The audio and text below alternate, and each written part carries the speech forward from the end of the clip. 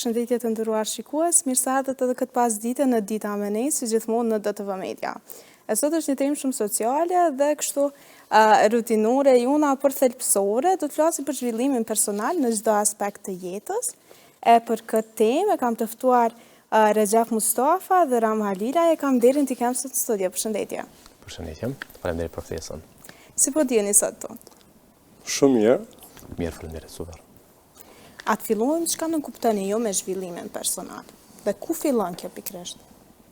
Do të thoja zhvillimi personal është ndoshta një mënyrë jetese, duke qenë që nuk do të thotë që ne duhet të zhvillohemi që të jemi perfekt, por duhet të zhvillohemi që të jemi të vetëdijshëm. Nëpërmjet vetëdijsimit që ne kemi, ndihemi akoma më mirë. Për shembull, kualiteti i mendimeve që ne kemi ndikon në kualitetin e jetës tonë. Do të thotë që sa më shpejt ne të vetëdijsohemi, aq më thjesht është që ne të kontrollojmë mendimet tona dhe automatikisht ndihemi edhe më mirë.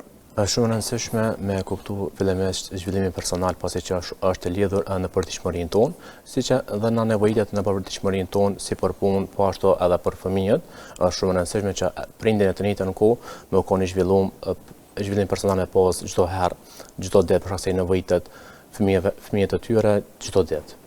Pra pikërisht edhe në krijimin e një familjes, ato dinamikat, kështu goxha kaotike, muj me thonë, sepse edhe mënyra e jetesës është shumë e shpejtë dhe angazhimin punë, angazhimin familje, kjo është pjesa më e vështirë. Si do të më qasin këtë pjesë? Ka shumë rëndësi kur prindja është i zhvilluar personalisht, pasi që nëse e ka një sfidë tek fëmia e vet, din se çysh me u ços tek fëmia. Mirë, po nëse prindja është ashtu duke ballafaquar një sfidë brenda vetës, në mënyrë të pavetëdijshme ka më ndikuar edhe tek fëmia që ajo sfidë e prindit. Kështu që nëse prindja është i trajnuar, është në zhvillim personal në çdo ditë, është edhe te fëmijët ka më kon shumë ma lehtë çosja dhe përballimi i çdo sfide. Po pikërisht edhe tek zhvillimi personal i tyre, pra kjo është një zinxhir, më thonë që diku ka, gjithmonë ajo du të me qenë ndoshta më mundu se cili antar i familjes edhe me shiko dhe rrethin e kështu. A keni pas të një moment ku ju personalisht e keni ndryshuar ndoshta një mënyrë të menduarit që e keni pas edhe që për më zhvillu ju personalisht më shumë? Shiko, është shumë e rëndësishme me kuptu një gjë që secili njeri mënyrat e menduarit e ka pas ndoshta ndryshe, mirë po vjen një moment ku thjesht ne ndryshojmë mendimin tonë për një qëllim tonë të caktuar. Kështu që është shumë e rëndësishme që secili njeri ndryshon mënyrat e menduarit, mënyrat e shprehjes, mënyrat e folurit, nëse don me arrit dikun tjetër, nëse don me pas diçka më shumë në jetë. Zotri Halilaj, a keni ndonjë moment pikërisht që ndoshta ka ndiku tek zhvillimi juaj personal, pra që e keni kthy jetën kështu në një rrugtim që ju keni dashur me qenë suksesshëm ashtu si jeni ju sot? Po, ka shumë momente që kanë ndiku që unë të jem sot këtu ku jam, po një ndër këto momente është para 4 vitesh ku unë kam marrë një vendim që të investoj në prona të paluajtshme, pavarësisht që 99.9% njerëzve kanë argumentuar dhe më kanë thënë që nuk do ta bëja për faktin se isha shumë i ri dhe ndoshta është një veprim i nxituar. Çu keni justifiku këtë mendim, jo këtë veprim caktuar? A keni pas ndoshta një intuit, cila ju ka thonë ky është veprimi i saktë, i mirë, i drejtë për të vepruar? Ndoshta nuk do thoja justifikim, do thoja që e ndjeja. Duke qenë që ne njerëzit tentojmë gjithmonë që të analizojmë çdo gjë dhe mundohemi shumë pak që të ndjejmë. Për mua ka qenë të paktën 3-4 vitet e fundit ka qenë një ndër pikat më kryesore që unë kam kuptuar që duhet ndjej më tepër se sa të analizoj dhe ka qenë një ndër ndjenjat, një mendimet që duhet ta bëja me patjetër, pavarësisht që çdo njeri më thonte jo, dhe mbas 4 vitesh rezulton që ka qenë një ndër investimet më të mira që kam bërë ndonjëherë. Për ju personalisht, cilat kanë qenë ato arritjet, më ndoja që i keni pas dhe përmend me ato investimet, si ka qenë rezultati i kësaj? Një ndër arritjet më të mëdha që unë kam pas është që kam kuptuar që jo arritja është vlera financiare, por arritja është ajo se si ti ndjesh. Kjo ka qenë një ndër arritjet më të mëdha për faktin sepse në momentin që ti ndihesh mirë, automatikisht ke mundësi të mendosh më qartë, ke mundësi dhe të investosh akoma dhe më tepër. Do të thotë që fokusi im 4 vitet e fundit ka qenë që unë të ndjehe mirë dhe automatikisht kam një qartësi shumë më të pastër që të ke mundësi të marrë vendimet e duhura në çfarëdo lloj investimi që unë mund bëj ose që bëj aktualisht. Po, pikërisht desha fokusuar te kjo pjesa emocionale, sepse zakonisht mund me pas një mendim që me emocionet nuk bën kështu fort me ngu, po ato mund me na tregu ndoshta edhe ndërgjegja jonë se ku është ai veprimi që po na përshtatet më së shumti. Kontrollimi i gjendjes emocionale është një ndër temat më të bukura, më interesante si dhe ndër temat që flitet shumë pak sot. Por që të arrim në këtë moment që ne të kemi mundësi të kontrollojmë gjendjen tonë emocionale, duhet ta kuptojmë si fillim gjendjen tonë emocionale. Duke qenë që ne punojmë për shembull intensivisht me fëmijët dhe në moshën e fëmijërisë lindin të gjitha emocionet e papërjetuara që përkthehen ditët e sotshme me mendimet negative, momentet ku njerëzit nuk ndjehen mirë ose momentet ku njerëzit kërkojnë vëmendje nga njerëz të tjerë. Do të thotë që fokusi që unë bëj që mundohem që gjithë kohës ta vjen zbatim jo vetëm tek vetja ime, po tek gjithë njerëzit që ne punojmë, është që nëpërmjet strategjive dhe teknika që ne kemi, të kontrollojmë gjendjen tonë emocionale. Duke qenë që gjendja emocionale mund të kontrollohet shumë lehtë nëpërmjet 5 shqisave që ne kemi, të shikuarit, dëgjuarit, nuhaturit, të prekurit dhe shijuarit. Dhe ne njerëzit nuk e marrim botën vërtet siç bota është, por ne e marrim botën ashtu siç ne jemi. Do të thotë që ne perceptojmë botën mbas eksperiencave që ne kemi krijuar. Në momentin që ne ndryshojmë këtë perceptimin, automatikisht ndryshojmë edhe gjendjen tonë emocionale. Cilat janë hapat që do t'i ndërmarrim për me kuptu gjendjen tonë emocionale? Si fillim është një pikë shumë e rëndësishme që ne duhet t'i kuptojmë, duhet t'i lejojmë. Jo thjesht po ta marrim në jetën e përditshme, e dëgjojmë shpesh që duhet t'i kontrollojmë. Ne nuk duhet të kontrollojmë. Duhet thjesht t'i lejojmë, t'i pranojmë dhe kjo është faza e parë ku ne kemi mundësi t'i ndryshojmë ato. Por është gjithmonë pranimi, lejimi dhe atëherë të kesh mundësi që të punosh me to që t'i ndryshosh. Zotri Mustafa, në këtë pjesë desha të fokusohemi tek kjo më shumë, për shkak se ju jeni edhe psikolog me profesion, pra sa është e vështirë kjo pjesa e pranimit, sepse kjo mund të jetë edhe pak më e rëndë për një person, sepse pjesa emocionale dhe mi ndjej ato gjëra, ndoshta çka do që kemi përjetuar apo ato pasigurit, mund të edhe na shkaktojnë ndonjë lloj dhimbjeje. Sfida më e madhe që ballafaqohen njerëzit është qysh me pranu vetën e vet, çatë sfidë që e kanë, çatë përballje emocionale me një sfidë të ndryshme gjatë ditës. Po ndërlidhi shka me prende që është shumë e nevojshme me cek. Kur një prende ka një sfidë edhe nuk e pranon ndoshta që e ka që ato, ajo në mënyrë automatike bartet edhe tek fëmijët e tyre. Do të thonë që thjesht është ndodhur diçka në pavedin e fëmijëve që prindi nuk e ka pranuar që ato, edhe nuk është të ballafaqur me çat sfidën që e ka, me çat mbylljen emocionale, me çat ngarkesën e përditshmërisë në punë, në shtëpi, në kudo qoftë. Do thonë nuk është të pranuar, nuk është të ballafaqur me çato, mirë po është të ndiku edhe tek fëmijët e tyre. Cilat janë ato problematikat më të shpeshta që mund t'i kemi tek një familje kështu? Të këtij lloji për shembull. Në shumicën e rasteve prindërit janë ata që mendojnë që a janë prind perfekt, edhe që pse perfeksionizmi nuk ekziston ose nuk mund të arrihet aq edhe lehtë. Po është ky shumë presion mbi prindin, ndoshta i bën presion edhe vetes? Patjetër. Këto është me lidhje që prindit dëshirojnë që më konë perfekt për fëmijën e vet. Më thonë që apo e bëjnë gjën më të mirë tek fëmia im, apo mundem me arrit se cili është qëllimi im të ardhmen që unë me eduku një fëmijë edhe me ngritë një nivel tjetër, ose apo e bëjmë më të mirën për familjen tim. Kjo është një sfidë më e madhe që e kanë zakonisht familjet tona. Ndikon këtu edhe stili i prindrimit, sepse siç e dim, stilet e prindrimit është konflikte gjeneratave dhe tash ka ndryshuar. Pra, e kemi këtë prindërimin më të butë tash. Çka mendoni për të? Ka shumë rëndësi stilet e prindërimit se qysh ne puqasemi tash tek fëmijët. Në disa raste nuk duhet të ballafaqohemi me fëmijët tonë. Thjesht nuk duhet të jemi ashtu të butë ose t'i lejojmë gjitha veprimet që i bëjnë fëmijët. Për arsye që thjesht mund të ballafaqohemi nesër me sfida të ndryshme tek fëmijët, nëse ashtu nuk e kemi në kontroll fëmijën tonë. Kjo që është shumë e nevojshme me u konë në vëzhgim të fëmijës tonë të ankohon, me ditë se me çfarë aktivitete është të mirë, si në shkollë, si në shtëpi, si me shoqni, kudo qoftë, me ditë se për çfarë arsye është të bën çaj veprim, çfarë është ndodhur me fëmijën tanë. Pra me qenë interaktiv, po dhe me pas një çast ndoshta a mund të quhet kjo edhe pak si me pas prindin si shok apo shoqe, por me atë striktivitetin plus të prindit. Patjetër ka shumë rëndësi se qysh është i lidh prindja me fëmijën e tyre. Duhet të jetë shumë i hapur të bisedoj për çdo sfidë që ka fëmia i tyre, do të ketë këtë lidhjen emocionale siç e cekë edhe ti, edhe shok me e pas, mirë po, duhet fëmia të ndihet i pranuar fillimisht. Duhet ta dihet që e ka prindin atë për çdo lloj situate, për çdo lloj sfide që është duke u ballafaqur. Thjesht është shumë e rëndësishme që me pranu fillimisht fëmia çato që prindi po ja thot fëmijës vet. Jo vetëm në disa raste ndoshta prindërit thonë mu për gjithçka, çato që ki nevojë të folën mu, mirë po fëmia nuk i ndjen çato. Përderisa prindërin për shembull në telefon edhe ja thot fëmijës vet një fjalë, nuk është të thonë me pjesën emocionale, mirë po thjesht është duke e thonë vetë sa për me përfundu një fjallë, ose veç sa për me thonë diqka, më konkretisht. Që është shumë rëndësishme që edhe fëmija me ndije që ato, që mundi pranun edhe tek prindi.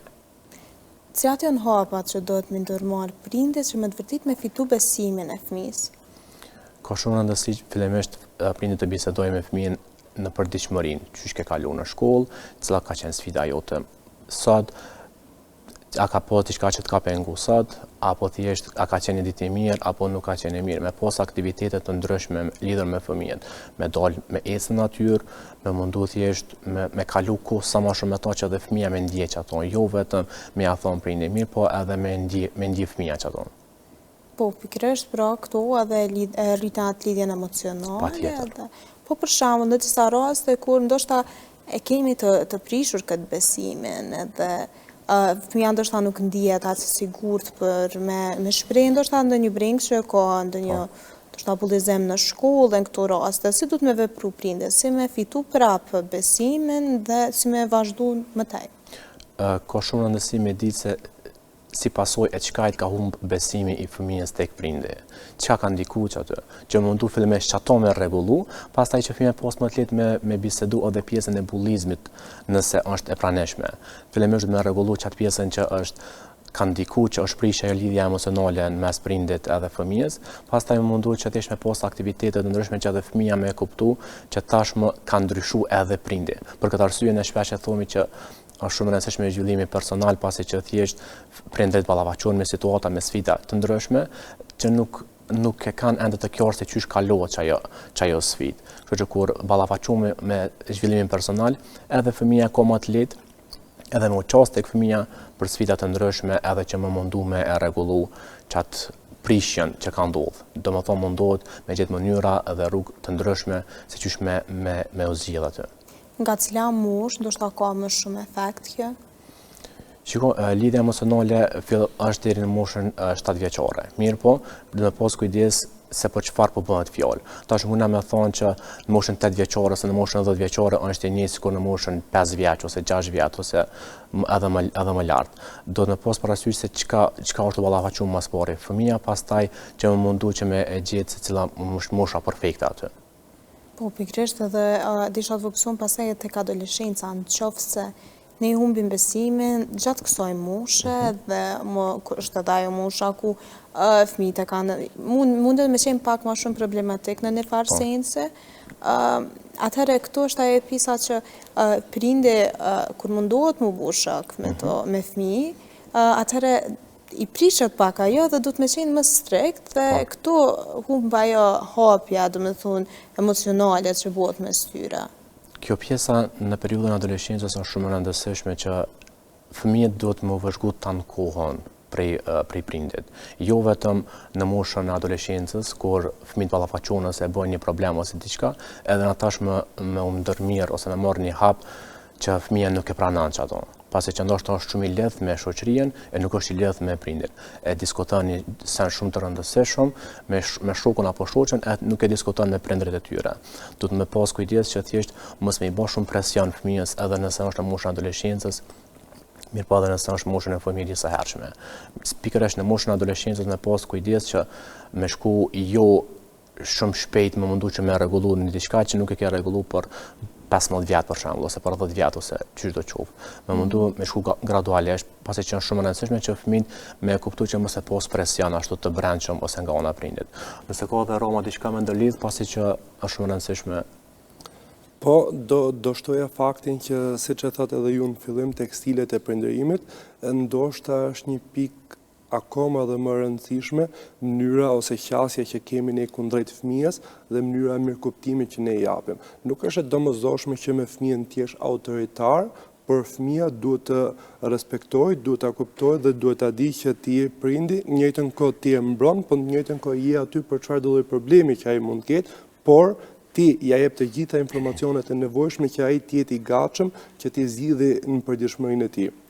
Dhe si pasojë nëse në moshën e fëmijërisë, qoftë edhe në shkollë, klasat e para të shkollës, vin kjo pjesa ku fëmia ndjehet vetëm, fëmia ndjen këtë largesën emocionale nga prindi, automatikisht vazhdojnë dhe problemet në adoleshencë. Siç e tha dhe Xhepi më përpara, është e rëndësishme mos ta trajtojmë situatën aktuale, që shumë njerëz jetojnë për shembull ose në shkollë që është nxënës problematik. Por të fokusohemi pak më tepër, pak më thellë, çfarë ka shtyr këtë fëmijë që të bëjë këtë sjellje, duke qenë që një nxënës ndoshta problematik që cilësohet në shkollë, do thoya është thjesht një nxënës që i ka munguar, është një fëmijë që i ka munguar vëmendja, qoftë nga prindërit, qoftë nga shkolla dhe mundohet me veprime që ndoshta nuk janë të sakta, por mundohet që të tërheqë vëmendja. Do të thotë që është e rëndësishme nga prindërit që nga mosha 0 deri në moshën 10 vjeç që t'i kushtojnë shumë më tepër ka fëmijëve, si dhe jo, siç e tha Xhepi më përpara, e shohim shpesh në përditshmëri që prindit thënë që fëmia duhet lexojë, fëmia duhet bëjë këtë, dhe në të njëjtën kohë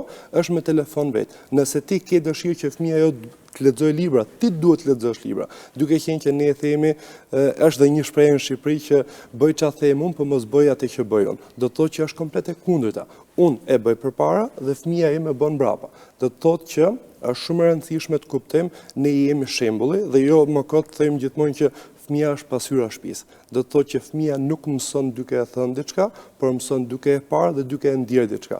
Sa më të afërt jemi ne me fëmin, aq më tepër ndikim pozitiv do kemi ke fëmia jonë që ketë jo vetëm një fëmijëri të këndshme dhe të lumtur, por në të ardhmen ky fëmijë do ndërtojë familje që të ketë mundësi të përcjellë akoma më tepër vlera. Tek raporti prind dhe fëmijë, desha të fokuson të pjesa e besimet, a fitohet apo duhet të jetë kështu i programuar që fëmia me pas gjithmonë në respekt maksimal, apo mund të humbe dhe kjo pasi që mund të ketë problematika ndryshme edhe pra pri besimet edhe respekti pastaj mund të krijohet edhe në frikë? Po, në fakt është shumë e saktë, siç e thash edhe më përpara, 4 vjetët e fundit mundohem që mos të mendoj ose të analizoj për ta ndjej. Kjo është edhe një pikë shumë e rëndësishme që duhet kuptojmë me fëmijët, ne nuk duhet t'ja imponojmë atyre besimin. Ata duhet ta ndjejnë. Kisha një rast para një viti, një klientë më tha, si t'ja bëj unë, tha që fëmia im ta kuptoj që unë e dua. Fëmia nuk e kupton në momentin që thu sa shumë të dua unë ty ose që e lëdhaton gjatë gjithë ditës, por fëmia e ndjen. Do të thotë që nuk ka rëndësi mënyra se si ti e thua, por mënyra se si ti sillesh me të që fëmia në këtë rast ta ndjej. Sa më afërt ndjehet me familjen, sa më afërt ndjehet me prindin, aq më i fortë është besimi. Sa më e madhe të jetë distanca, normalisht që edhe besimi është shumë më i vogël. Mirë, po tek rastet që dhe të pjesa e respektit kemi kështu, si ta rikthejmë? Është si ta rikthejmë shumë thjesht, shumë bukur që të jemi shumë durueshëm dhe të bëjmë atë që duhet bënim kur nuk e kemi bërë më përpara. Do të thotë që rasti konkret ishim me Xhepin, para një jave ishim në trajnim dhe një person tha, shiko se fëmia ime është 7 vjeç dhe kështu siç thuti nuk funksionon për 5 ditë. Thash, më fal, fëmia jot ka 7 vjeç që bën këtë sjellje dhe ti pretendon që për 5 ditë ta ndryshosh, do të thotë që durimi duhet jetë akoma më i tepërt, ti duhet vazhdosh me të njëjtën mënyrë, ndoshta nuk po sheh rezultate direkte, por nëse punon në mënyrë konstante me fëmin tat, je durueshme, automatikisht rikthehet besimi. Do të thotë që nuk duhet t'ja imponojmë, por duhet ta bëj që ta ndjej që ai vlen. Duke qenë që vështirësia më e madhe është sot tek njerëzit janë bindjet negative dhe një ndër këto bindje negative që 99.9% njerëzve e kanë është që unë nuk jam i mirë mjaftueshëm ose unë nuk vlej mjaftueshëm dhe gjithmonë një fëmijë bën veprime që të binë në sy dikujt tjetër që shiko unë jam këtu. Dhe këto veprime që bën si fëmijë dikush i bën dhe si arritur, që ndikojnë komplet jetën tënde. Cilat janë shkaktarët kryesor pse mendojmë kështu? Këto janë si fillim bindjet negative që krijohen në 3 lloj formash nëpërmjet të thënit në mënyrë të përsëritur, për shembull të marrim një rast konkret, prindit janë punë gjithë ditën, vjen nga puna, janë të lodhur, stresuar, ndoshta edhe probleme financiare, ndërkohë vjen fëmia nga shkolla që është shumë i lumtur, ndoshta ka marrë edhe një notë pozitive dhe tenton ti tregoj mamit ose babit sa e lumtur ose sa mirë ka qenë sot, ndërkohë prindi për shembull mund të jetë shumë i tensionuar. Mund të thotë stop, tani nuk është momenti, nuk kam kohë tani, ose po merrem me punën, ose po gatuaj për momentin. Thjesht ky intensiteti që ti thua stop, jo tani ose gjithmonë ti, e bën fëmijën të mendojë që nuk është i mirë mjaftueshëm. Tani e ngjesh shpesh që më thënë shiko po si ti flasim ne me fëmijët tonë. Është e rëndësishme të kuptojmë që një bindje negative përforcohet aq më tepër në bazë intensitetit dhe në bazë emocionit që është. Do të thotë që sa më i lartë është emocioni, aq më tepër përforcohet kjo bindje negative. Dhe këtu vazhdojmë prapë tek pjesa fillimi që duhet jemi shumë durueshëm, shumë sjellshëm, si dhe probleme që kemi në punë, nuk duhet i sjellim në shtëpi. Që ne këte probleme që kemi në punë mos i sjellim në shtëpi, atëherë është e rëndësishme që duhet në mënyrë të rregull dhe konstante që të zhvillohemi, që të trajnohemi, që të kemi mundësi, kemi një mendje qetë. Siç e thash dhe në fillim, kualiteti i mendimeve tona ndikon në kualitetin e jetës tonë. Po sa është i vështirë balancimi i jetës punës dhe të familjes, ndërkohë sepse është një periudhë pra jetës që gjithmonë kemi shumë angazhime dhe tentojmë që për me u zhvillu ma shumë në gjitha aspektet. Kjo është një temë shumë e thellë për faktin që tani do ta thelloj pak më tepër, duke qenë që ne njerëzit kemi vlera. Dikush ka vlerë dashurinë, familjen, lekët, fëmijët etj. Me radhë. Ndodh gjithmonë që kjo pjesa balancit vjet kur ne njerëzit nuk i dim si fillim vlerat që ne kemi, si dhe ka gjithmonë një vlerë, domethënë një arkiv vlerash. Për shembull, dikush ka pasurinë, dikush familjen, dikush fëmijët, dhe nëse ti ke në radhën e parë dy vlerat njëjta, për shembull familjen edhe lekët, automatikisht ke një konflikt me vlerat tuaja. Dhe këtu vazhdon problemi i parë që ti duhet punosh si fillim me vlerat që ti ke, që të kuptosh çfarë është për ty më rëndësishme, që të ndoshta të bëhesh milioner për 5 vjet apo që të krijosh një familje të shëndetshme për 5 vjet. Kjo është puna që ne bëjmë direkt me veten tonë. Në momentin që ne vendosim prioritetin dhe rëndësinë e asaj që ne duam, automatikisht e kemi shumë më të lehtë që të krijojmë një qetësi në familjen tonë edhe në punën tonë. Po ndoshta mundemi me pas një tendencë që me perfekcionu gjitha aspektet e jetës, dhe këtu pikërisht do të me i vendos prioritetet se çka kemi, dhe sepse jemi vetëm një person, pra nuk mundemi kështu më shpërnda gjithka. Tani kthehemi prapë në fëmijëri. Duke qenë që perfeksioni nuk ekziston, 90% njerëzve që mundohen të jenë perfeksionistë sot, do të thotë që në të kaluarën kur kanë qenë fëmijë nuk janë vlerësuar për atë që kanë bërë. Dhe nëse ne fokusohemi ke situata aktuale, do të thotë që po zgjidhim këtë problemin aktualisht, por ky problemi do vi përsëri. Ajo që ne bëjmë trajnimet tona është ne kthehemi në fëmijëri, atje e zgjidhim këtë problem që ti në fund ditës njerëzit duhet kuptojnë që ti je i mirë për këtë që je, jo për atë që ke. Dhe nuk ke nevojë që ti jesh perfeksionist, dhe në momentin që e kupton që ti je i mirë për këtë që je dhe jo për atë që ke, automatikisht nuk e ke më këtë dëshirën që ti jesh perfeksionist për çdo lloj gjë, duke qenë që perfeksionizmi nuk ekziston. Pra tentimi ose tentativa për perfeksionizëm do të na kushtojë në gjendjen tonë emocionale, po mendoj më së pari. Po, edhe në gjendjen tonë financiare. Duke qenë që prapë tek bindjet negative përsëri, për këtë arsye lidhet thujse çdo gjë me bindje negative, e njoh shumë njerëz që kanë shumë potencial, kanë me të vërtetë shumë potencial, por nuk e marrin kurrë hapin e parë që të nisin një biznes për faktin sepse duhen ta kenë planin e biznesit perfekt. Unë aktualisht vizionin që kam nuk e kam pas para 4 vitesh. Vizionin që kam pas para 4 vitesh nuk e kam pas para 8 vitesh. Do të thotë që e rëndësishme është veprimi. Njerëzit e suksesshëm, me njerëzit që të suksesshëm i ndan vetëm diçka.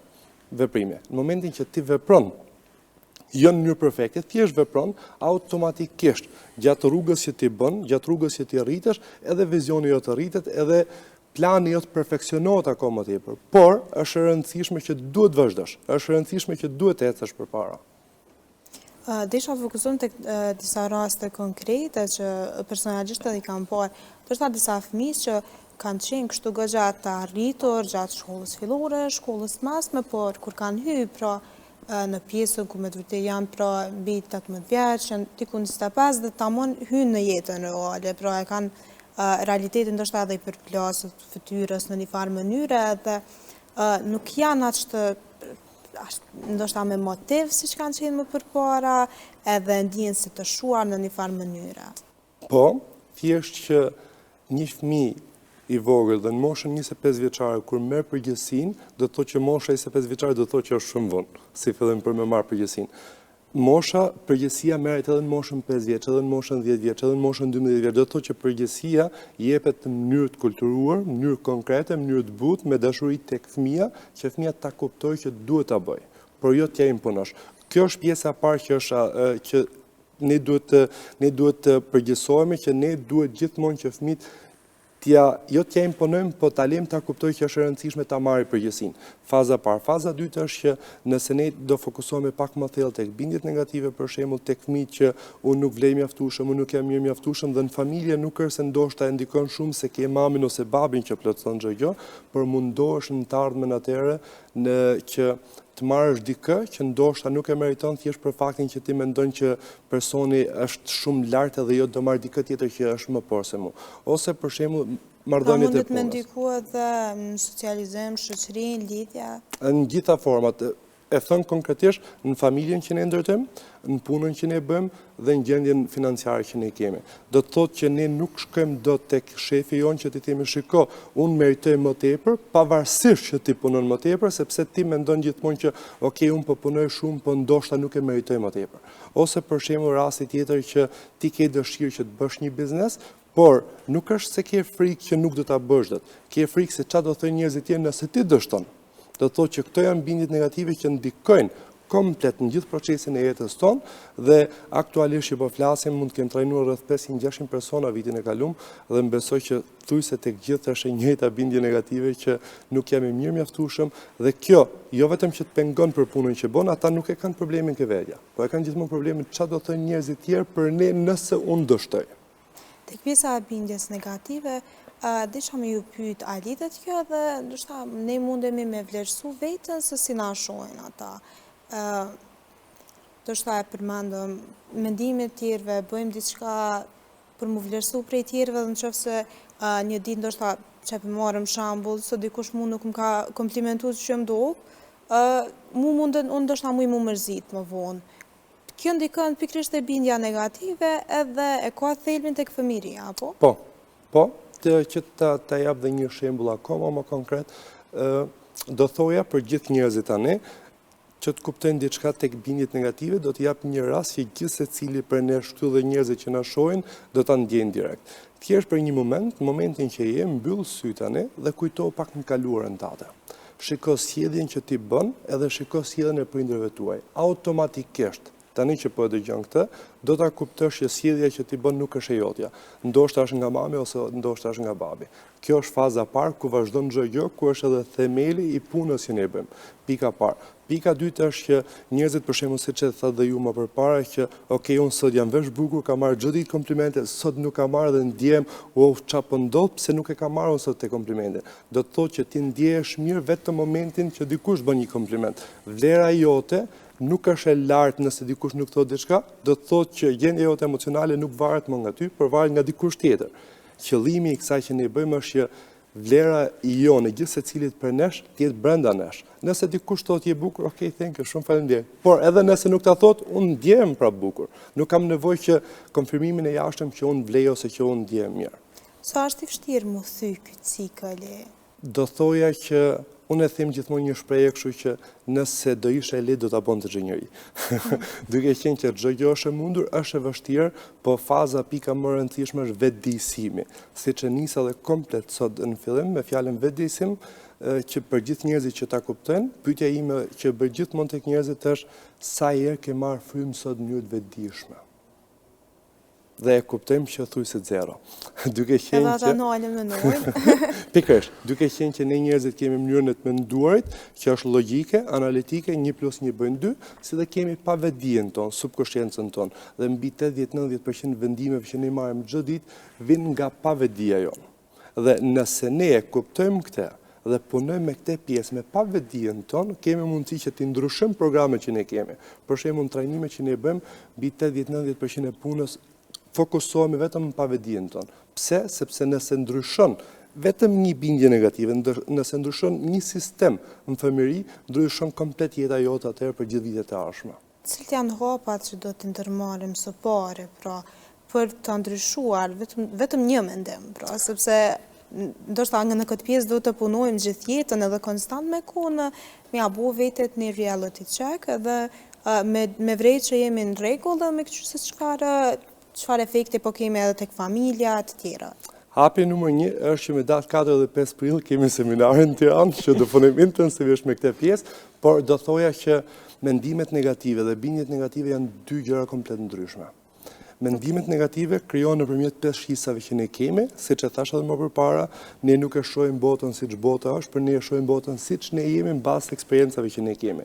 Do të thotë që është e rëndësishme ke bindjet negative si fillim ti identifikojmë ato. Si mundemi ne ti identifikojmë ato? Sot në 2026 është bërë shumë e thjeshtë duke qenë që ke mundësi nëpërmjet inteligjencës artificiale, ke mundësi nëpër podcast, ke mundësi nëpër libra që të lexosh pak më tepër, që të marrësh më tepër informacion. Më e rëndësishme në këtë moment është që duhet gjesh ndoshta dikë që përshtatet me parimet, me vlerat dhe cilësitë që ti ke, që ndoshta të shoqërojë ty në rrugtimin tënd. Pika numër 1. Aty atëherë është edhe pjesa që sa i hapur jeti që të ndryshosh. Duke qenë që njerëzit nuk ndryshojnë, domethënë vetëm 5% e njerëzve ndryshojnë nga dëshira për me ndryshu. 95% e njerëzve ndryshojnë nga dhimbja. Duke qenë që lodhen dikur duke vuajtur mbas situatave të caktuara të thonë, "Ok, stop. Tani do ndryshoj diçka." Do të thotë që 95% njerëzve ndryshojnë mbas situatave negative që kanë ndodhur në jetë. Dhe automatikisht atëherë në momentin që je i gatshëm që të punosh me veten, sot është shumë e lehtë, është shumë thjeshtë duke qenë që ka shumë persona që janë të kualifikuar, që kanë mundësi të shoqërojnë ty komplet gjatë gjithë rrugtimit të jetës sate. Zotri Mustafa, desha të kaloj tek tek pjesa e vuajtjes.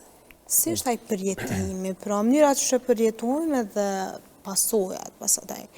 Si janë, pra, sepse kemi lloje ndryshme që dikush ndoshta thjesht e shtyp atë emocion dhe ndoshta asnjë lot nuk e di. Shiko, është shumë e rëndësishme fillimisht me kuptuar që vujtjet nuk janë në dorën tonë. Domethënë në disa raste nuk mundemi me i kontrollu, po në disa raste mundna me i kontrollu. Në momentin që ne i shtypmi vujtjet tona dhe nuk i lejmë, nëse na vjen me qojtë edhe nuk qojmë, ne aty jemi të e bloku vetën tonë. Pasi që ka marrë një moment që na kena më mbyll në vete.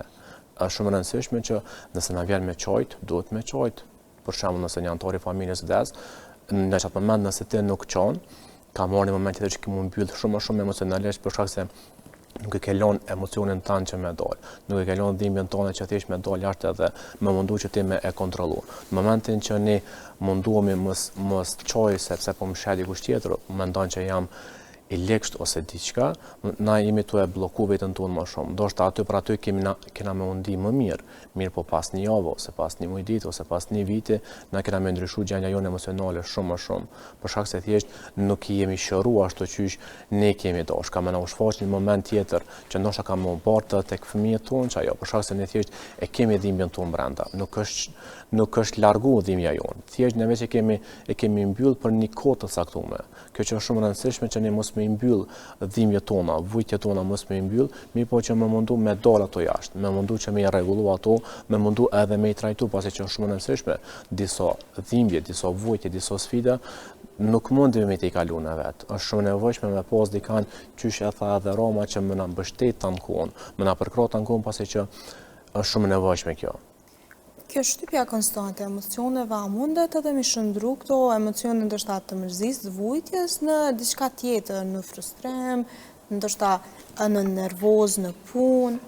Patjetër, kjo ndikon jashtëzakonisht pasi që ne thjesht vjen një moment që edhe në punë dikush e thot një fjalë që ndoshta nuk e ka me neve hiç, e ka krimi dikan tjetër, ka më duk që është të fol për neve, ose dikush na shikon që ndoshta nuk është na shikon neve hiç, duket që po na shikon neve, kështu që është shumë e rëndësishme që mos me leju që me u bart që më na penalizu në përditshmërinë tonë, mos më na pengu në funksionin e përditshmërisë tonë që ne mos e pas problem edhe me punu edhe tek familja jonë, tek fëmijët tonë që mos më bërë, për derisa ne kemi një sfidë brenda vetës tonë dhe nuk është rregullu çajo, normal që kam ndiku në mënyrë pavetëdijshme edhe tek fëmijët tonë, tek gruaja jonë, tek kushdo qoftë. pasi që në thjesht ndoshta në pavedijen tonë ose vjen një moment që nuk jemi të vetëdijshëm se çka thojmë edhe ka me u lëndu personi përballë.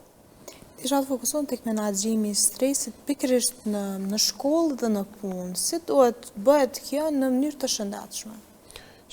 Përderisa ne jemi në shkollë, për shembull, tek nxënësit, është shumë e nevojshme që fillimisht arsimtarët, profesorët më kanë fillimisht në nivelin që me kuptu edhe një fëmijë nëse po e bën një veprim ose një sjellje të ndryshme. Përderisa një fëmijë ka filluar me ndryshu në këtë javë, domethënë nuk është që është ndodhur ndoshta çdo javë ose çdo ditë ose është ndodhur që 1 vjet ose 2 vjet. Domethënë duhet kuptu se çka ka ndikuar tek fëmia, tek nxënësi në këtë rast, që ka ndryshuar një veprim, ka ndryshuar gjendja e tij emocionale, pse është bërë më agresiv, jo vetëm me dënu ose me qortu ose me preashtu ose pa marrë parasysh. Me mundu që thjesht me fol me nxënësin në këtë rast, që me mundu me të paktën me pas edhe nxënësi pjesën e besimit që dikush ndoshta po e kupton. Përderisa një nxënës nuk e kupton prindrit në shtëpi, nuk e kupton dikush tjetër, duhet edhe nxënësi me di që dikush po e kupton edhe është dikush për to është aty. Pikërisht isha të fokuson tek pjesa e ndëshkimeve. Sa realisht po bojnë mirë këto ndëshkime dhe sa dëm, dhe çfarë dëmi ndoshta mund me bu? Në varet se çfarë ndëshkimin e prindërit përdorin tek fëmia vet. Nëse ndëshkojnë fëmijën për një veprim që ka bën, edhe e mbyllën në dhomë. Nuk është ai ndëshkim është traumë që ka më kon tek fëmia gjatë gjithë jetës ndoshta, ose nëse përderisa ti e mbyll fëmijën në dhomë edhe mas një ditë ka me shfaqë sjellje të ndryshme, duhet të dimë se çka ka ndikuar aty. Mbylla në dhomë në këtë rast. Për shembull, shkelja e privatësisë, ndoshta marrja e derës, apo marrja e telefonit, kontrollimi i telefonit, sa mendoni që ndikojnë këto dhe çfarë ndikimi mund me pas, se aty në aspektet pozitive po edhe negative të kësaj pjese? Përderisa fëmijës tonë në moshën 10 vjet ose 12 vjet nuk e kemi kontrollu asnjëherë telefonin. Edhe po vjen një moment që ne po ja marrim telefonin me zor ndoshta. Në moment që fëmia ka mundi i bllokum edhe nëse nuk e ka bë asnjë veprim, pasi që thjesht ka më ndodhur çështja e thyrjes së besimit të prindit. Pse boni prindi kët, pse bobi jam ose mami nuk ka bë kët veprim sot që nuk e ka bë asnjëherë. Do të pas shumë kujdes që çysh po çosmi tek fëmijë, çfarë veprimin apo bojna, çysh po e marrim telefonin, çka po kena si qëllim na aty. Fillimisht nëse ne kemi të arsyeshëm ose nëse kemi diçka për me marrë telefonin duhet me njoftu, duhet me ditë që është ndodhur për një arsye që fëmia ka bërë çat veprim, edhe tash ka më dënuar në çet formë, për shembull, nuk ka një vdet telefon nëse nuk i ka përfundu detyra që i ka pas, ose nëse e ka marrë një notë të dobët në shkollë, atëherë prindit duhet me e marrë një vendim që me ja marrë telefonin për një javë ose për një ditë ose për 2 ditë. Kështu po mirë, po jo me e marrë me zor, pasi që thjesht ka me pas ashtu konfliktet e emocioneve edhe tyre të besimit më njëherë. Pikërisht kur e diskutojmë këtë pjesë, është shumë se çfarë pasojë ose çfarë ndikime ka, atëherë vetëm paramendojmë se çfarë mund të pas ajo dhuna si me thonë, e lehtë, në mënyrë që ndoshta gjeneratat më përpara e kanë përjetuar të fëmijëve, edhe tash mundemi me pa një ftoje emocionale që ndoshta edhe ata prindë kanë me fëmijët e tyre. Po pikërisht, pasi që nëse një prind i ri tash ka pas të njëjtën sjellje që prindi vetë ka bën ato, kjo ka më u bërë edhe tek fëmia i prindit të ri. Pasi që është shumë e nevojshme edhe e kuptueshme që prindi me ditë një veprim se që po e bën tash, po e marr një vendim për fëmijën e vet, çka po sjell çaj vendim, pse është e marrë atë vendim dhe për çfarë arsye është ndodhur që kjo. Jo vetëm ngarkesën që ka ose sfidat që i ka prindi me i bart ose me dënu fëmijën e vet pa asnjë problem ose pa asnjë faj. Nëse ka dhe Roma diçka me ndërlidh, pasi që është shumë e nevojshme. Po, do thoja që një ndër pikat më të rëndësishme është që prindrit duhet zhvillohen si fillim për veten e vet, atëherë për fëmijët. Pse? Sepse edhe nëse fëmia bën një gabim, ka marrë një notë keqe, ka pas një konflikt në shkollë, si fillim duhet kuptohet pse kjo ka ndodhur, por njëkohësisht mënyra e komunikimit me fëmijën është shumë e rëndësishme. Pse? Është zakonisht mund të thotë pse e bëre këtë. Ndërkohë, ndoshta mund ta pyesësh çfarë emocione ke ndjerë ti në atë moment. çfarë shtyu ty që të merr këtë veprim, si ndihesh ti tani, nëse kjo nuk do ndodhte, si do ndiheshe, nëse do kemi mundësi të ndryshojmë diçka, çfarë duhet ndryshojmë ne? Do të thotë që është edhe kjo pjesa tjetër që kualiteti i pyetjeve tona ndikon që të kemi një bisedë shumë më të shëndetshme dhe personi ta kuptoj pse ndoshta ka bë gabim, duke qenë që edhe në momentin që ja merr telefonin, jo me patjetër e ke nënkuptuar fëmijës tat që e ka bë gabim. Ti thjesht po e dënon për diçka që ai ka bë, po ai nuk e pranon ndoshta akoma që e ka bë gabim.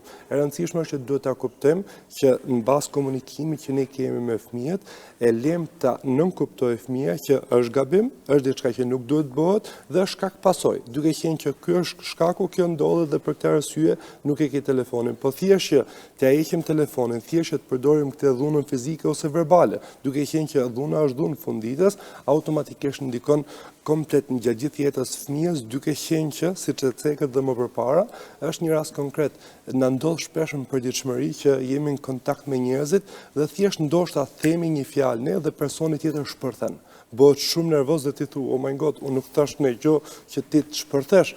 Ndërkohë, fjala që unë sapo i thash personit ndoshta automatikisht kanë ndezur një emocion që është shtypur prej vitesh. Do të thotë që personi nuk është se e ka këtë situatë me mua, por me emocionin që e ka të papërjetuar, që në fëmijëri ndoshta ose në adoleshencë, dhe në çdo lloj momenti që dikush e bën një sjellje që atij t'ia rikujton këtë emocion, automatikisht shpërthen. Për këtë është e rëndësishme që jo vetëm të mos i kontrollojmë emocionet tona, mos të shtypim, por ndoshta gjejmë mënyrën e durë dhe të përshtatshme se si ne ti çlirojmë këto emocione. Qoftë kjo ndoshta edhe duke bërë gjëra që ndoshta nuk i kemi bërë më përpara, si dhe duke e shfrytzuar kohën tonë shumë më efektive dhe shumë më produktive, që të kemi mundësi të ndjehemi edhe më mirë.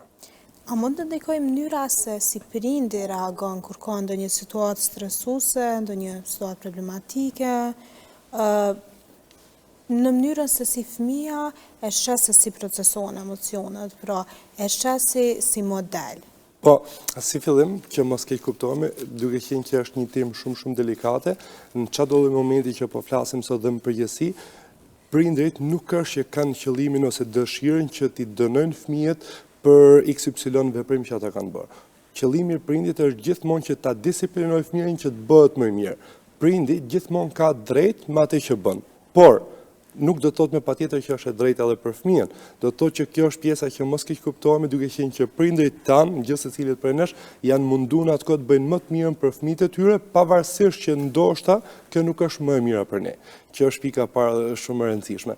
Ndërkohë, emocionet që prindi i ka të papërjetuara, ndoshta për faktin sepse, siç ne gjithë e dimë më përpara, nuk është se ka qenë në familje shqiptare që të shprehësh dashurinë fëmijës ose një mashkull që duhet qaj, nuk duhet qaj sepse nëse ti qan nuk je i fortë, je i dobët. Gjitha këto paragjykimet që vinë ndër breza dhe automatikisht ndikojnë edhe në jetën e sotshme. Për që t'i përgjigjem direkt pyetjes, është që nëse një prind ka këtë ndjenjë ndoshta që është i pakuptueshëm, që gjithmonë njerëzit nuk e kuptojnë, nuk e vlerësojnë, automatikisht këtë ndjesi që e merr ndoshta nga jashtë e përcjell edhe tek fëmia i tij. Do të thotë që prindi është e rëndësishme që si fillim punoj me veten dhe unë e them gjithmonë një shprehje që po ta shohim në jetën e përditshme, për shembull unë jam trajner në LPE, i certifikuar direkt nga Amerika dhe që ta ushtroj këtë profesion duhet një certifikat. Nëse ti don me vozit kerrin, të duhet me shku me bëj një patent. Çfarë lloj gjëje që ti tenton sot bësh të duhet një certifikat. Ndërkohë e vetmja gjë që nuk të duhet një certifikat është që të krijosh një familje dhe të bësh një prind. Do të thotë që është e rëndësishme në momentin që ne kemi dëshirë të krijojmë një familje, është e rëndësishme që duhet vedisohemi, duhet punojmë me veten tonë që kjo familje të jetë edhe më e shëndetshme. E për ata që tashmë ka një familje, atëherë tashmë duhet të vazhdojmë me punu me veten për faktin që fëmijët e sotshëm mbartin gjitha vështirësitë që prindit e tyre dhe gjyshët e tyre kanë mbartur gjithmonë. Dhe ka ardhur momenti që në 2026 që njerëzit duhet ndërgjegjësohen pak më tepër, jo që të fitojnë ndoshta shumë nga ana monetare dhe financiare, por që të ndjehen më mirë, të ndjehen dëgjuar, të plotësuar, thjesht me veten e vet si fillim. E përmendëm që fëmiu ndikohet shumë prej pothuajse gjithçka, pra gjithçka ka një ndikim të vetën edhe mënyrën se si ka me viju jetën e tij apo saj. Por sa ndikohet prindi prej fëmijët? Gjendja emocionale e prindit nuk është se ndikohet direkt nga fëmia. prindi e ka një gjendje emocionale që është e mbartur nga më përpara. Dhe si që mora atë shembullin më përpara që thash, nëse ti thua një fjalë dikush nervozohet direkt, është po e njëjta me fëmijën dhe prindin. Nëse prindi ka një emocion pa përjetuar për shumë kohë dhe fëmia ndoshta thot diçka, jo në kohën e dur dhe jo në momentin e dur, prindi shpërthen. Do të thotë që prindi ka një emocion që duhet si fillim punoj me veten e vet, që të ketë mundësi dhe ke fëmia mos ta përcjellin këtë lloj forme siç e përcjell gjithmonë. Po pikërisht, isha të fokusuar tek raporti i, ndoshta jo vetëm prind dhe fëmijë, por edhe me familjen më të gjerë. Si duhet jetë ai raporti ndoshta më i përafërt nga të perfeksionet? Jo, do thoja që nuk ka perfeksion. E vetmja një ndër pikat më të rëndësishme që unë do thoja është që nuk duhet mundohemi të kuptojmë njerëzit, por duhet të ndjejmë njerëzit. Nëse ne duam të ndryshojmë diçka, nuk duhet presim që ta ndryshojë dikush tjetër, por ne duhet ta bëjmë. Qoftë me familjar, qoftë me fëmijët, qoftë me prindërit, qoftë me motrën ose me vllajin, nuk mund të presësh asnjëherë që dikush ta bëjë diçka sepse ti po e thu për shkak ndoshta të kompetencës që ke, por në momentin që nuk e bën vetë nuk vlen. Është e njëjta si në jetën private, familjare, si dhe në biznes. Është gjithmonë që ti, si individ, duhet ta bësh, duhet ta jetosh dhe njerëzit ndoshta janë pak skeptik në fillim. Por është 1.000.000% e sigurt që njerëzit do të ndjekin atëherë, duke qenë që ti po shpërndan pozitivitet, diçka jo nëpërmjet thënit, por nëpërmjet të ndjerit. Po, pikërisht edhe në mënyra se si vjen ndikon mundjen ndoshta me një veprim shumë të vogël apo një fjalë, një kompliment lehtë ose vetëm me jap vëmendje atë ditë mundet me ndiku në krejt mënyrën se si u ndjet të ditën edhe çka mund të ndoshta edhe nesër. Është shumë e rëndësishme.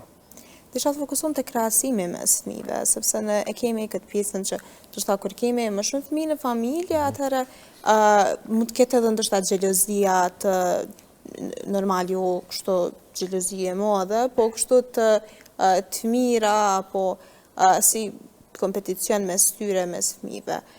Si do të menaxhu prindi për këto fëmijët në mënyrë që gjithçka me qenë kështu pa dëmshme në një aspekt.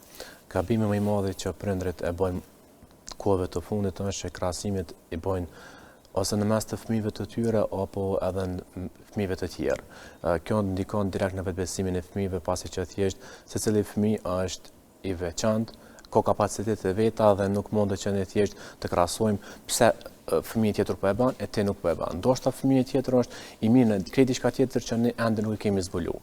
Fëmijë tjetër është ndoshta më i mirë në diçka që ky fëmijë tjetër e bën.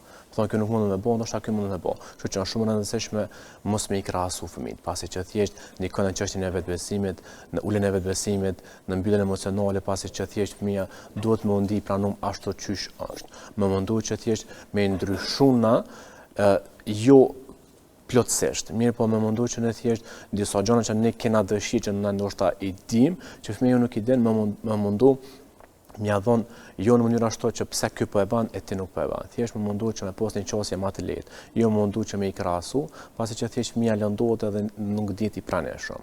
Pasi që këto thjesht edhe kam i fillu tani edhe xhelozia në mes vëllaut edhe në mes motrës. Domethënë fillon xhelozia që pse ky po e bën, pse prindërit po e duajnë këto, e mu nuk po më duajnë, pse prindërit po e merr shembull vëllaun apo motrën e madh, e mu nuk po merr si shembull. Domethënë pas kujdesi ne qysh po qasemi edhe qysh po duhen ana që me krahasu fëmijët e tjerë. Ka shumë rëndësi kjo pjesë. Për në fund, cili do të ishte mesazhi juaj për familjet që ndoshta i kanë këto vështirësitë që deri tash i diskutuam? Është shumë e rëndësishme të kuptojmë që çfarë ne kemi folur sot nuk do të thotë që ta shikojmë nga një këndvështrim shiko se që kemi shumë keq, familja jo nuk ekziston ose kemi kaq shumë konflikte ose debate në familjen tonë. Është e rëndësishme të kuptojmë që një situatë nuk mund ta ndryshojmë dot. Çfarë ne mund të ndryshojmë është që të vëdësohemi si fillim, të vëdësohemi që kjo është kështu dhe ka mundësi për mu përmirësu dhe për mu zhvillu dhe është e rëndësishme që të kërkojmë ndihmë tek personat ndoshta që janë të kësaj fushë që përshtaten me vlerat dhe parimet që ti ke si njeri, që të kesh mundësi të zhvillohesh më tepër. Kjo është pjesa e parë, ndërkohë do thoja më e rëndësishme, mesazhi im që un kam përgjithësi dhe jap gjithmonë që jeta ka momente të bukura dhe jo momente të bukura. nuk ka rëndësi, unë e them gjithmonë se sa momente negative ke përjetuar në jetë. Nuk ka rëndësi ndoshta depresion, ndoshta frikë, ndoshta ankth. Nuk ka rëndësi. E rëndësishme është çfarë vendosit të bësh me këtë. Do të thotë që kemi dimër, kemi edhe verë. Kemi momente negative, kemi edhe momente pozitive. Është e rëndësishme të kuptojmë që pas çdo momenti negativ vjen një moment pozitiv. Pas çdo dimri vjen vera. Do të thotë që nuk ka rëndësi se sa poshtë jeti, e rëndësishme është vendimi që ti merr. Qëndrosh dhe të marrësh rolin e viktimës, apo të çohesh dhe të ecësh përpara që të marrësh jetën tënde në kontroll.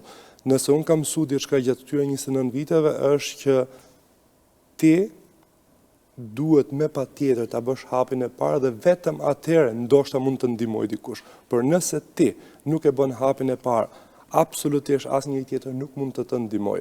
Do të thotë që pavarësisht vështirësive që ke, kokën lart ço, ec, zgjidh, vepro sepse mundesh me bë. Po, pikërisht. Po i zotëri Mustafa? Faleminderit për këto fjalë. Është shumë e nevojshme. Mesazhi për sot është që nëse ballafaqohesh me një sfidë, me një ngarkesë emocionale, mos u mundo thjesht me anashkalu ose me thonë që jo mirë. Thjesht nëse ti e vren që diçka nuk është në rregull, çysh ishte dje, mundohu me gjithë zgjidhjen. Mundohu me kërku ndihmë tek personat çysh jemi ne dhe çysh ka edhe persona të tjerë që më mundohet që thjesht mos me lëm prej një problemi të vogël, ose për një sfidë të vogël me pas sfida të ndryshme që me ardh deri tek diçka e madhe. Më mundu që thjesht mos me i mbyll emocionet tona, më mundu që më konsultu me persona, pasi që është shumë e rëndësishme që ne ndikojmë tek fëmijët tonë, ndikojmë tek prindërit tonë, ndikojmë tek shoqëria jonë, ndikojmë tek kolegët e punës, e kudo qoftë që ne kena me ndiku nëse ne nuk jemi mirë. Mirë, po nëse ne jemi mirë, kam me ndiku prapë energjia pozitive tek personat të cilët ne jemi të rrethuar. Faleminderit shumë. Faleminderit shumë që keni ndoha kohë nga me vërtet orari juaj i nxehur edhe keni ardhur sot në studio.